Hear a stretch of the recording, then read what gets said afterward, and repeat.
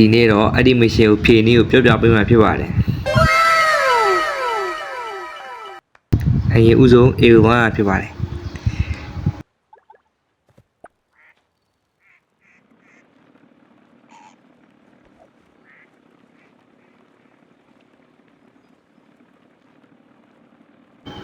မရှင်မပြေခင်အသီးရလေးတွေနှိုးလိုက်ဦးရ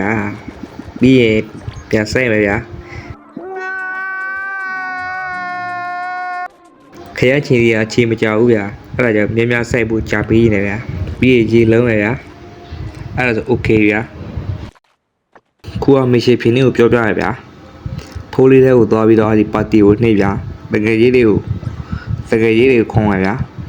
ခုကျွန်တော်မှတကယ်ကြီးတွေကလဲပေါ်မရှိလို့ပတ်စားတဲ့တခြားသူတွေခေါ်လိုက်မှာဗျာပြီးခဏလေးစောဗျာ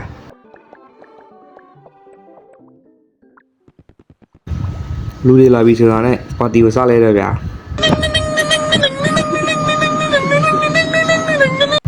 ပြီးရင်တပ်ပွဲတဘောရိုက်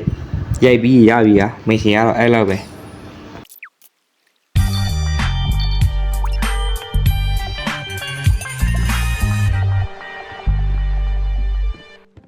ဗီဒီယိုတော့ဒီလောက်ပါပဲဗျာကျွန်တော်ကတော့ကောင်မလေးနဲ့ရှေ့သွားလိုက်ဦးမယ်ဗျာ